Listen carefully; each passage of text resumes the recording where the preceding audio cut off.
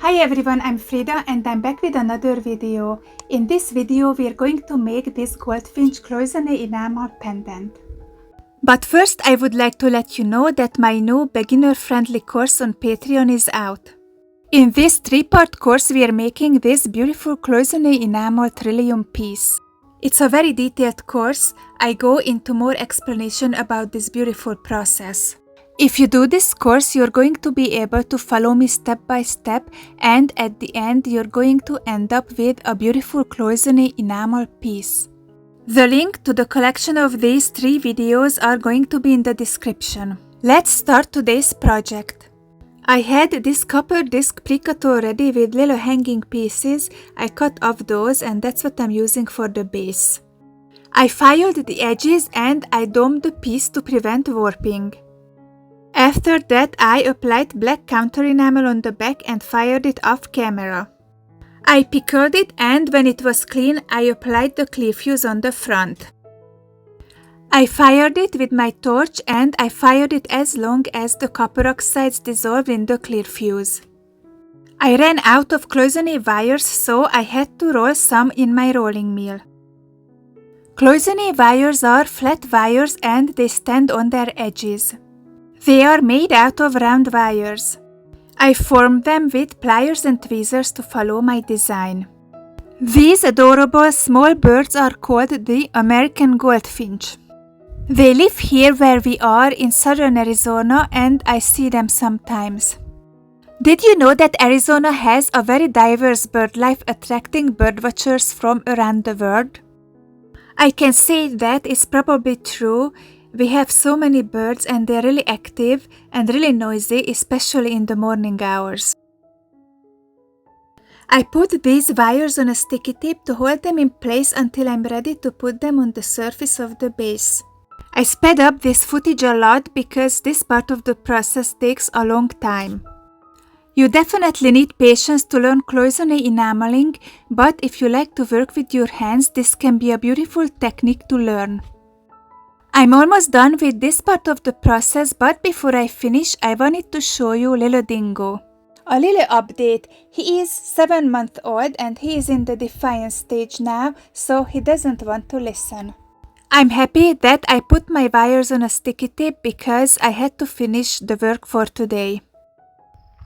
I finished with my wire work today and this is how far I got because I started to work pretty late, and tomorrow I will have to switch on my kiln and it's going to be a really hot day tomorrow. It's going to be 95 or 97, I don't even know, but I'm going to put my kiln outside because I don't want the house to heat up too much.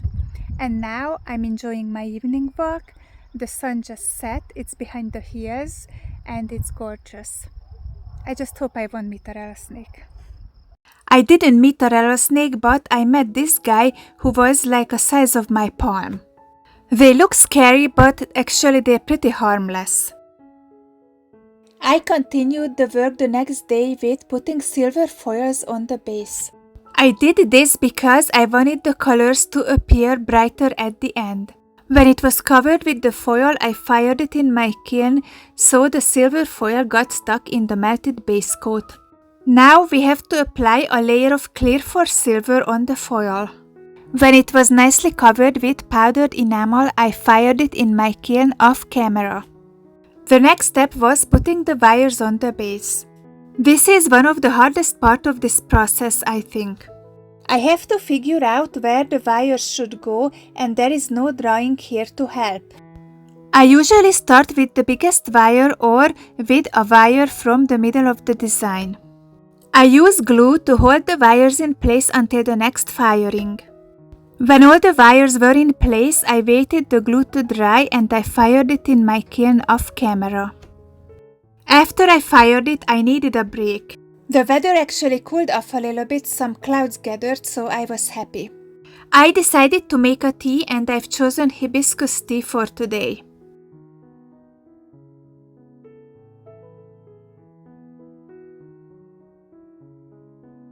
While it's steeping, I'm going to go back and continue the work. I'm continuing with applying the first layer of colored enamel. These enamels come in powdered form and we have to wash them to wash out the fines. The fines are very small particles which can disturb the clarity of your work. In my new course, I share how I wash my enamels. We apply these enamels wet, although they don't dissolve in water. The water helps to transfer the enamels in between the cells. This is my favorite part of the process. Which part do you like the most? I've chosen a lot of beautiful vibrant colors for this piece. I shared all the colors and materials I used on my Patreon. When I was done with the first layer, I put the piece aside to dry and I went to check on my tea.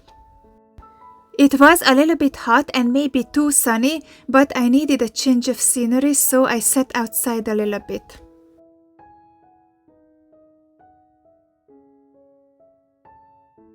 After I drank a small cup, I came back and my enamel was dry, so I fired it in my kiln on 1400 Fahrenheit for 2 minutes. If you're curious, that's about 800 Celsius. Enamel shrinks in the kiln, so I usually apply 3 layers altogether. Sometimes we need a 4th layer, but usually it's not covering the whole piece. I just put some extra enamel on those areas where I think the enamel is too thin. I did those last layers off camera. Here I would like to say thanks to my patrons for the support. You guys are awesome. After I fired the last layer, only one more step remained of this process, and that's the sanding. We remove the excess enamel from the wires and we make the surface smooth. I'm using diamond pads for this and I also use a lot of water. I love this part of the process too, and I love to do this manually because I just love to see how the enamel transforms under my hands. Enamel loses its shine during the sanding, so I fired it again to get the shine back. I put it in a setting I made and this is how it turned out. I hope you guys like it. Let me know in the comments. If you like my work and my videos, please consider supporting me on Patreon or buy me a cup of coffee. The links are going to be in the description. You can also show your support by subscribing to my channel, sharing, liking my videos and also commenting on them. This is it from me today. Thank you guys so much for watching. See you in the next one. Bye!